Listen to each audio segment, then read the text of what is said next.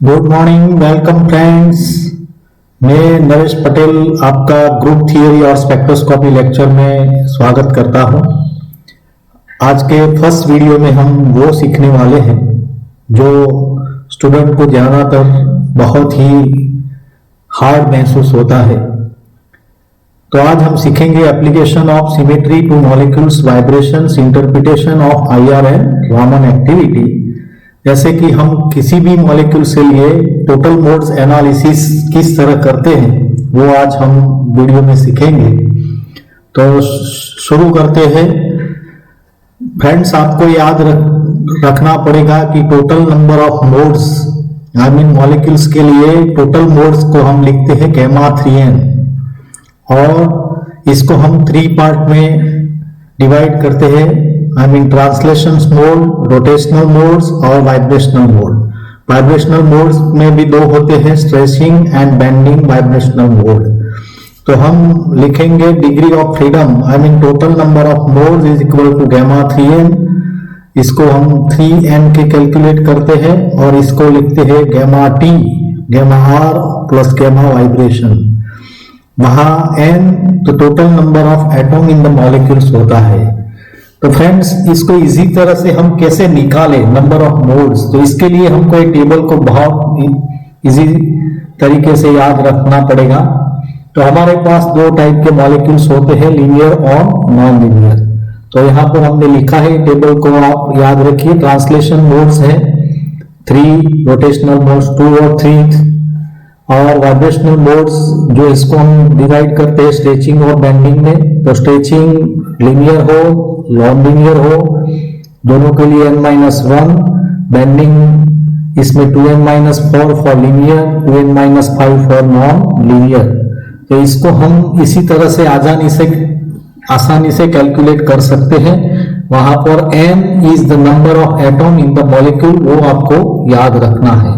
तो हम आज एक एग्जांपल लेके आपको ऐसे नॉर्मल मोड्स एनालिसिस किस तरह किया जाता है वो आज सिखाएंगे। तो हमारे पास 2 कन्वेंशनल मेथड्स है। One is the Cartesian coordinates method and second one is internal coordinates method. Friends, वो दोनों मेथड्स हमको symmetry of normal modes arising and their IR and Raman spectral activity वो बताता है। तो पहले हम स्टार्ट करते हैं, एग्जांपल लेते हैं H2O मॉलिक्यूल्स। इसके लिए हमको नॉर्मल मोड्स एनालिसिस करना है। तो पहले हम कार्टेशियन कोऑर्डिनेट्स मेथड से आधार पर इसका गैमा VIB मतलब गैमा वाइब्रेशन कैलकुलेट करेंगे। तो वो किस तरह किया जाता है, पहले तो H2O मॉलिक्यूल्स लिए पॉइंट ग्रुप लिखेंगे और उसमें जो सिमेट्री एलिमेंट होते हैं वो हमने यहाँ पर लिख दिए हैं, E, C2Z, sigma XY and sigma YZ। Friends, आपको याद रखना है सब सिमेट्री एलिमेंट कहाँ पर मॉलिक्यूल्स में आते हैं वो भी आपको पता होना चाहिए। इसमें हम total number of atom H2O में लिखेंगे तो 2 hydrogen and 1 oxygen. There are 3 number of atoms present in the H2O molecules. Here order of the group is 4. The total number of symmetry element 1, 2, 3, 4. The order of the group is 4 and the class of group is also 4. Friends, आपको पता होना चाहिए कि C2V point group है, उसमें जितने number of elements है इतने ही इसमें क्लास है, इसीलिए हम इसको बोलते हैं अबेलियन ग्रुप। ओके, तो अब हम इसमें से नंबर ऑफ मोड्स कैलकुलेट करेंगे। वो आगे हमने देख लिया, वो टेबल के आधार पर H2O मॉलिक्यूल्स वो नॉन लीनियर है। The total number of modes gamma 3n is equal to 3n। तो n is number of atom 3 multiply 3। The total number of gamma 3n is 9। Okay, translation and rotational is 3 also and vibrational mode is n-1, 3-1, 2 and 2n-5, 2 into 3 minus 5, 1. So here the stretching modes is 2 and the number of bending modes is 1 and the total gamma VIB vibration mode is 3. Okay, तो इसी तरह हम calculate कर सकते हैं और हम इसका एनालिसिस करेंगे। पहले हम कार्टेशियन कोऑर्डिनेट्स मेथड के आधार पर इसका गामा 3n निकालेंगे, इसके बाद हम गामा वाइब्रेशन निकालेंगे। तो किस तरह हम निकालेंगे, तो पहले हमको गामा ट्रांसलेशन इसके कैरेक्टर निकालने हैं। तो गामा ट्रांसलेशन वेक्टर के लिए आपको फ्रेंड्स मालूम है, ई के लिए हम लिखते हैं 3, इसका कैरेक्टर है 3, और Cn के लिए है 2 cos थीटा प्लस 1 और सिग्मा के लिए है 1। तो यहां पर हमने लिख दिया गामा टी, इसका कैरेक्टर ई का 3, C2 minus 1 I mean 2 cos theta plus 1। तो C2 के लिए हम लिखेंगे theta is equal to 180, 2 cos theta 180 plus 1 cos 180 मतलब 2 minus 1 cos 180 minus 1 plus 1 and therefore minus 1। तो यहां पर हमने लिख दिया माइनस 1। दोनों सिग्मा के लिए हम लिखेंगे 1 1। फ्रेंड्स, अब आपको गामा 3n कैलकुलेट करने के लिए NUSA फाइंड आउट करना है, मतलब कि नंबर ऑफ अनशिफ्ट एटम। जब हम किसी भी एलिमेंट के आधार पर ऑपरेशन करते हैं और वो ऑपरेशन के बाद जो अनशिफ्ट एटम है वो हमको यहां पर लिखना है। तो वो कैसे करेंगे, तो पहले एक एक सिमेट्री एलिमेंट लेंगे, इसमें ई, तो ई आइडेंटिटी ऑपरेशन हम करेंगे, मतलब कि नथिंग डूइंग। तो हमारे पास 3 एटम है, वो अनशिफ्ट रहेंगे, तो यहां पर हमने लिख दिया 3। Then C2 axis here in H2 molecules. तो C2 पे हम 180 डिग्री इसको घुमाएंगे तो ऑक्सीजन वो अपने स्थान पर रहेगा और 2 हाइड्रोजन अपना पोजीशन चेंज कर लेंगे। तो मतलब कि 3 में से एक हमारा जो एटम है वो अनशिफ्ट रहेगा, तो हमने यहां पर लिख लिया 1। इसी तरह हम सिग्मा XY, तो सिग्मा XY वो यहां पर आता है C2 के पैरेलल, तो इसका भी हम 1 लिखेंगे। And after then sigma YZ, इसको हम बोलते हैं मॉलिक्यूलर प्लेन जो यहां पर होता है, ठीक है। तो सिग्मा YZ हम ऑपरेशन करेंगे तो इसमें H is reflect to itself, okay, and oxygen is reflect to itself. तो इसमें हम तीनों एटम का पोजीशन चेंज नहीं करते हैं, तो इसीलिए हमने यहां पर लिख दिया 3।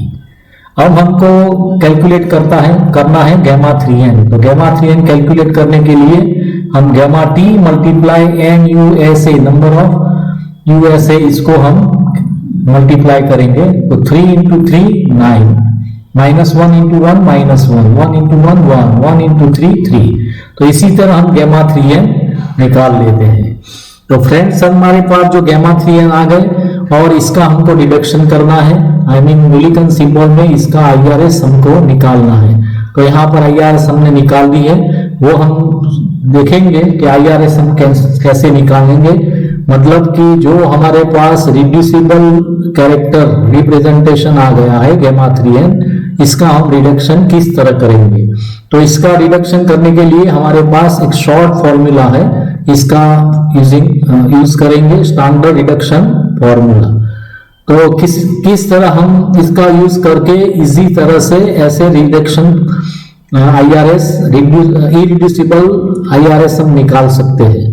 तो इसके लिए हमारे पास कैरेक्टर टेबल है, कैरेक्टर टेबल का यूज करेंगे। जो हमारे पास गामा 3 है जिसका हमको रिडक्शन करना है, इसका यूज करेंगे और इस फॉर्मूला का यूज करके हमको निकालना है।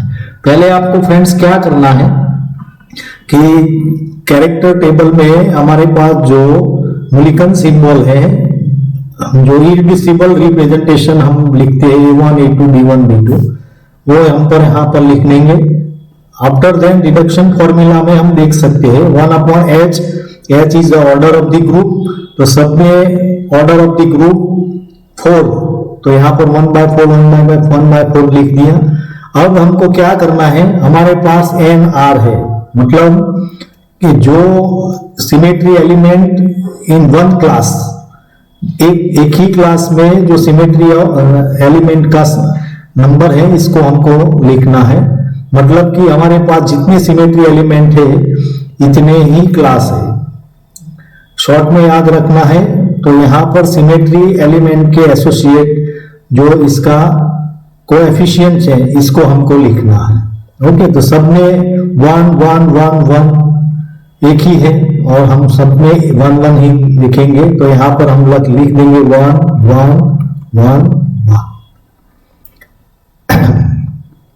ओके, तो इसी तरह यहां पर हम लिख देंगे 1 1 1 चारों एलिमेंट के लिए। 4 एलिमेंट है 1 1 1 1। यहां पर हम लिख देंगे 1 1 1। तो इसी तरह हमको लिखना है। और हमको लिखना है, अब देखो यहां पर आर आर आर है, मतलब रिड्यूसिबल रिप्रेजेंटेशन, इसका कैरेक्टर हमको लिखना है। तो हमारे पास रिडक्शन हमको करना है गामा 3n का, तो दिस इज द रिड्यूसिबल। तो इसको ही हम लिखेंगे सब में। तो रिड्यूसिबल रिप्रेजेंटेशन और इसका जो एसोसिएट, इसका जो सहगुणांक है वही सब में एक ही आएगा। तो यहां पर हम लिख देंगे 9 9 9 ई के लिए 999 है। ओके, और बाद में -1 है, तो यहां पर हम लिख देंगे -1 -1 -1। यहां पर है 1 सिग्मा XY के लिए, तो यहां पर हम 1 1 1 लिखेंगे। आफ्टर देन यहां पर लास्ट में सिग्मा YZ के लिए 3 है, तो यहां पर हम लिख देंगे 3। ओके, तो ये काम हमारा इजी हो जाएगा।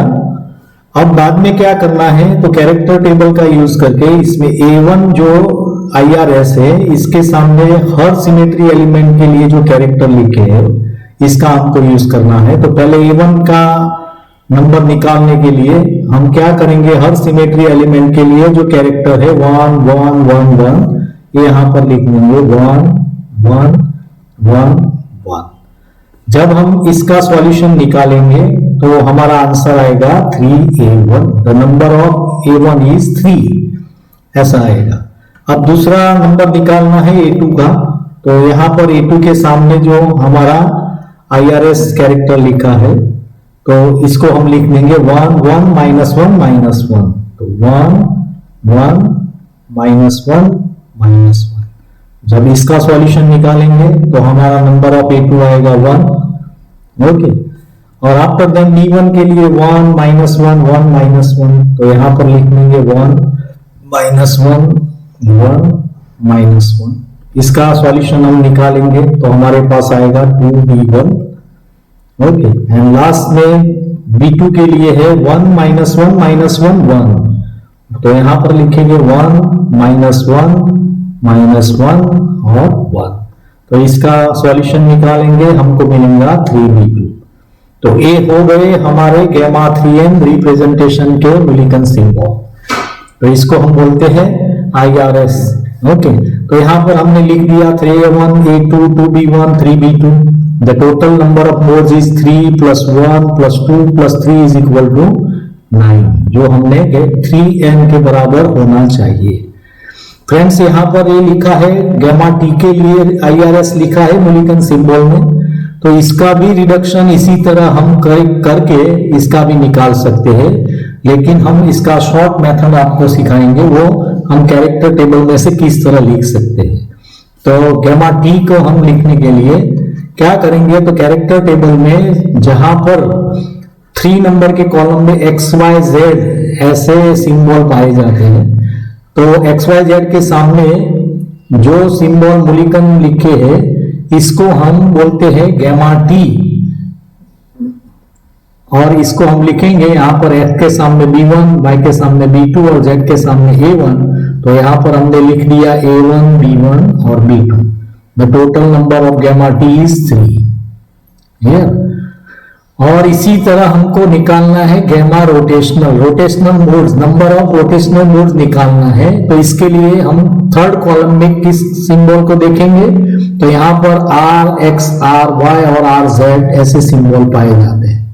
तो इसके बराबर सामने जो सिंबल है इसको हम बोलेंगे gamma R, the number of rotational modes. तो यहां पर लिख दिया हमने A2 B1 B2। ओके, तो there are 3 rotational modes in H2O molecules. तो फ्रेंड्स हमारे पास गैमा टी और गैमा आर दोनों आ गए हैं। अब हमको निकालना है गैमा वीआईबी वाइब्रेशनल। तो इसको हम निकालेंगे। हमारे पास फॉर्मूला है the total number of modes gamma 3n is equal to gamma T, gamma R and gamma YB.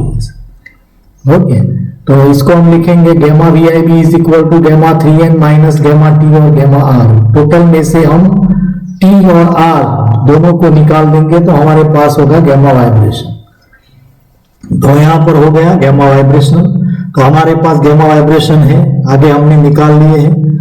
और यहाँ पर गैमा टी और गैमा आर दोनों को मिला के इसमें से हमने निकाल दिया। तो हमारे पास लास्ट में बचेगा गैमा वाइब्रेशन। ओके, तो total number of gamma vibration modes is 2 + 1, total is 3। Okay, आगे भी हमने ऐसे निकाल लिया था। The gamma vibration number of is 3। अब हम इंटरनल कोऑर्डिनेट्स मेथड के आधार पर स्ट्रेचिंग और बेंडिंग दोनों के हमको मोड्स निकालने हैं। तो वो कैसे निकालेंगे? तो फर्स्ट स्टेप इसका है, हमारे पास जो मॉलिक्यूल्स है इसमें बॉन्ड जो होते हैं, यहाँ पर OH OH2 बॉन्ड्स है, इसका हमको वेक्टर निकालना है। इसका वेक्टर को हम लिखेंगे R1 और दूसरा OH बॉन्ड है इसका R2, इसको हम बोलते हैं बॉन्ड वेक्टर। तो हमारे पास 2 बॉन्ड वेक्टर है और 1 बॉन्ड एंगल है, तो इसको हम OH OH वो बॉन्ड एंगल है, इसको हम बोलेंगे अल्फा। तो there are 2 bond vector and 1 is bond angle vector. Okay, तो ऐसे 3 हमारे पास वेक्टर आ गए। हम दोनों को अलग अलग तरह से इसका गैमा स्ट्रेचिंग और बेंडिंग निकालेंगे। तो हमारे पास स्ट्रेचिंग जो मोड्स है, मतलब कि R1 और R2 वेक्टर है, इसके आधार पर दोनों वेक्टर को हम ध्यान पर रखते हुए हर सिमेट्री की एलिमेंट के एसोसिएट हम ऑपरेशन करेंगे और आफ्टर देन इसमें जो चेंज होगा इसके आधार पर हम इसका कैरेक्टर लिखेंगे। तो इसके लिए हमको याद रखना है, when we rotate or reflect the molecules, the change of vector position, then we write the character is 0. Okay, जब हमारा वेक्टर का पोजीशन चेंज होता है तो इसको लिए हम लिखेंगे 0। ओके, जब वेक्टर का डायरेक्शन चेंज होता है, मतलब कि इसका डायरेक्शन चेंज हो जाता है, तब इसके लिए जितने वेक्टर के डायरेक्शन चेंज होते हैं इतने के लिए हम लिखेंगे -1।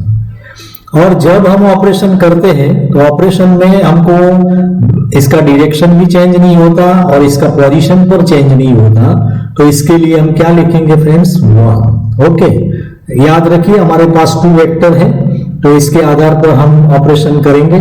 फर्स्ट 2 वेक्टर के लिए operation identity nothing doing, 2 vector है, तो इसके लिए हम यहां पर लिखेंगे 2।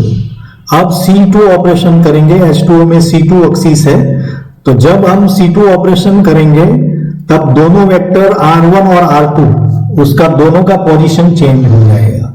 तो यहां पर हमने लिख दिया 0। इसी तरह XY करेंगे रिफ्लेक्शन, तो इसमें भी R1 is reflect to R2 and R2 is reflect to R1, तो दोनों का पोजीशन चेंज हो गया, तो इसके लिए हम 0 लिखेंगे। सिग्मा YZ मॉलिक्यूलर प्लेन है, तो मॉलिक्यूलर प्लेन में हम रिफ्लेक्ट करेंगे, तो all the vectors of bond इसका क्या होगा? रिफ्लेक्शन इसमें ही होगा, तो इसका पोजीशन भी चेंज नहीं होगा, इसका डायरेक्शन भी नहीं होगा, तो इसके लिए हम लिख लेंगे 2। ओके, तो वो आ गए हमारे पास स्ट्रेचिंग कैरेक्टर। ओके, इसी तरह हमको बेंडिंग कैरेक्टर को लिखना है। तो बेंडिंग कैरेक्टर हमारे पास α1 है, इसका वेक्टर है, तो इसमें भी हम निकालेंगे। तो ई ऑपरेशन मतलब आइडेंटिटी, तो इसका कोई पोजीशन चेंज नहीं होगा। C2 ऑपरेशन करेंगे तो भी इसका पोजीशन और डायरेक्शन चेंज नहीं होगा। YZ और XY दोनों रिफ्लेक्शन हम करेंगे, तो V अल्फा जो बॉन्ड एंगल वेक्टर है इसका कोई किस पोजीशन भी चेंज नहीं होगा और डायरेक्शन भी चेंज नहीं होगा। तो सबके लिए हमने 1 1 1 1 कैरेक्टर लिख लिए। तो टोटल वाइब्रेशन मोड के कैरेक्टर कितने होते हैं? तो इसका हम एडिशन करेंगे 2 + 1 3, 0 + 1 1, 0 + 1 1, 2 + 1 3। तो वो तो हमारे पास निकाले हुए हैं, इसका रिडक्शन हमको करना नहीं है क्योंकि वो हमने पहले से ही निकाल दिए है आगे कार्टेशियन मेथड के आधार पर 2a1 b2 3। अब हमको फ्रेंड्स क्या करना है कि इसमें स्ट्रेचिंग कौन से है और बेंडिंग मोड्स कौन से है, तो वो निकालने के लिए इस दोनों का हमको रिडक्शन करना है। तो रिडक्शन फॉर्मूला के आधार पर इसका रिडक्शन करना है। तो इसमें इसका class number of element in class 1 1 1 1 वो सेम रहेगा, 2 0 0 0 2 सेम रहेगा। तो इसका चेंज क्या होगा फ्रेंड्स, तो कैरेक्टर टेबल में जो हर एक मोड्स पे जो IRS लिखे हैं इसके सामने जो कैरेक्टर लिखे हैं वही चेंज होंगे जो आगे हमने देख लिए हैं। तो इसका हमको रिडक्शन करके ऐसे निकालना है, the reduction IRS modes A1 + B2, इसका मतलब कि स्ट्रेचिंग मोड्स आ गए 2 और बेंडिंग का भी हम इस तरह निकालेंगे तो इसका भी मोड्स आ गया 1। The total number of vibration mode is 2 + 1 3, 2a1 + b2। तो इसी तरह हम स्ट्रेचिंग और बेंडिंग दोनों का अलग अलग ऐसे नंबर ऑफ मोड्स और इसका मिलिकन सिंबल निकाल सकते हैं। अब इसका हम एनालिसिस करेंगे, मतलब असाइनमेंट निकालेंगे। तो किस तरह इसका असाइनमेंट हम करते हैं, तो हमारे पास 2a1 और b2 ऐसे हमारे पास टोटल मोड्स हैं। इसमें स्ट्रेचिंग मोड्स है A1 B2। ओके, तो 2 स्ट्रेचिंग मोड्स है। इसमें किस तरह स्ट्रेचिंग मोड आएगा फ्रेंड्स, आपको मालूम होना चाहिए। जब कैरेक्टर टेबल में हम देखेंगे तो हमारे पास जो A1 है इसका सबका कैरेक्टर 1 1 1 है, मतलब कि A1 is always symmetrical. Okay, तो A1 हमारे पास जो होगा वो सिमेट्रिकल होगा और वो स्ट्रेचिंग का है। तो सिमेट्रिकल स्ट्रेचिंग हम किसको बोलते हैं, तो हमारे पास 2 वेक्टर है, bond vector OH bond vector R1, OH bond vector R2। तो दोनों बॉन्ड एक ही साथ में लंबे हो जाते हैं और एक ही साथ में शॉर्ट हो जाते हैं, मतलब दोनों बॉन्ड लॉन्ग और दोनों बॉन्ड शॉर्ट। इसी तरह इसको बोलते हैं हम symmetrical stretching. Okay, and what is the unsymmetrical stretching, तो अनसिमेट्रिकल स्ट्रेचिंग B2 है। तो इसमें क्या होता है, R1 वेक्टर मतलब एक बॉन्ड बड़ा हो जाता है, उसी टाइम दूसरा बॉन्ड छोटा हो जाता है, और ऑल्टरनेटिवली दूसरा बॉन्ड बड़ा हो जाता है तो वो फर्स्ट वाला बॉन्ड है वो शॉर्ट हो जाता है। तो इसको हम बोलते हैं अनसिमेट्रिकल स्ट्रेचिंग, इसको हम B2 सिंबल से लिखते हैं। ओके, तो दोनों A1 B2 वो समझ में आ गया, वो स्ट्रेचिंग मोड्स है। इसमें से एक सिमेट्रिकल स्ट्रेचिंग है, दूसरा अनसिमेट्रिकल स्ट्रेचिंग है। और हम दूसरा बात करें A1, तो वो बेंडिंग मोड्स है।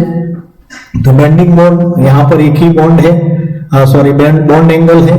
तो वो बॉन्ड एंगल में तो बेंडिंग किस तरह होगा, तो दोनों हाइड्रोजन एक पास पास आएंगे, मतलब बॉन्ड छोटा हो जाएगा, इस तरह बॉन्ड छोटा हो जाएगा। और बॉन्ड बड़ा भी हो सकता है, तो बड़ा और छोटा एक ही साथ में होता है, तो वो सिमेट्रिकल बेंडिंग करता है, इसको हम कहते हैं। तो इसके लिए हम A1 सिंबल निकाल दिया है, तो A1 सिंबल के लिए लिखते हैं सिमेट्रिकल बेंडिंग, और A1 इज ऑलवेज सिमेट्रिकल। तो यहाँ पर एक ही बॉन्ड एंगल है, तो वो एक ही बॉन्ड एंगल कौन सा होना चाहिए, सिमेट्रिकल बेंडिंग। और फ्रेंड्स क्या करना है, तो हमारे पास अगर हमको 3 फ्रीक्वेंसी ऐसे दी गई है, तो 3642 CM इनवर्स वो IR फ्रीक्वेंसी है, यहाँ पर 3756 CM इनवर्स और 1595 CM इनवर्स। तो हमारे पास ऐसे 3 IR फ्रीक्वेंसी है। इसको हम कैसे निकालेंगे, तो इसमें से कौन सी फ्रीक्वेंसी किस बैंड की है, अथवा कौन से सिमेट्रिकल स्ट्रेचिंग की है, कौन अनसिमेट्रिकल स्ट्रेचिंग की है और सिमेट्रिकल बेंडिंग की है। तो इसको हम किस तरह निकालेंगे, तो वो भी हम दिखेंगे। और इसमें से 3 मोड्स हमारे पास है, 2 स्ट्रेचिंग है और 1 बेंडिंग है। तो तीनों IR और रामन एक्टिव है और नहीं, तो वो हम कैसे प्रूव करेंगे, तो यहां पर देखेंगे A1 है और B2 है। तो A1 के बराबर सामने XYZ ऐसे सिंबल लिखे गए हैं, और B2 के सामने भी XYZ और YZ के सिंबल लिखे गए हैं। तो इसके आधार पर हम लिख सकते हैं कि ये तीनों A1 और B2 दो स्ट्रेचिंग और दो बेंडिंग IR और रामन एक्टिव है। तो तीनों IR और रामन इसका एक्टिव हो गए। और इसका हम फ्रीक्वेंसी किस तरह सेट करेंगे, तो इसके लिए सब ये हमको याद रखना है कि गैमा स्ट्रेचिंग की जो IR फ्रीक्वेंसी है वो बेंडिंग से ज्यादा होता है, और अनसिमेट्रिकल का जो फ्रीक्वेंसी होता है वो सिमेट्रिकल से ज्यादा होता है। इन द प्लेन बेंडिंग होता है तो वो आउट ऑफ द प्लेन से ज्यादा होता है, और डबल बॉन्ड और ट्रिपल बॉन्ड वो आता है तो उसके लिए वो भी ज्यादा होता है। तो वो भी हम किस तरह निकालेंगे, तो हमारे पास जो 3 फ्रीक्वेंसी है, ओके, तो इसमें से हम यहां पर असाइनमेंट किस तरह करेंगे, तो पहले तो हमको ये निकालना है सिमेट्रिकल अनसिमेट्रिकल। तो यहां पर बेंडिंग और स्ट्रेचिंग भी वो दिया गया है, तो बेंडिंग से ज्यादा किसका होता है, स्ट्रेचिंग का। तो यहां पर हमारे पास 3 फ्रीक्वेंसी है, मतलब कि जो कम से सबसे छोटी फ्रीक्वेंसी है वो बेंडिंग की है, मतलब कि 1595। तो यहां पर हम बेंडिंग की फ्रीक्वेंसी लिख देंगे 1595 CM इनवर्स जो बेंडिंग की है। अब हमारे पास 2 फ्रीक्वेंसी बच गई है, तो इसमें से सिमेट्रिकल और अनसिमेट्रिकल, तो अनसिमेट्रिकल की ज्यादा होती है, तो यहाँ पर 2 में से जो ज्यादा है वो अनसिमेट्रिकल के लिए है। तो 3756 मतलब कि वो अनसिमेट्रिकल स्ट्रेचिंग के लिए है 3756 CM इनवर्स, और बाकी जो रही वो 3642 CM इनवर्स, तो वो सिमेट्रिकल के लिए है।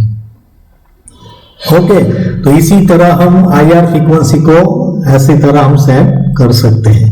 तो thank you very much friends. दूसरे वीडियो में हम दूसरे एग्जाम्पल ले लेंगे, लेकिन वो याद रखना है आपको कि बेंडिंग कैसे निकाला जाता है, स्ट्रेचिंग कैसे निकाला जाता है, और इसका रिडक्शन करना।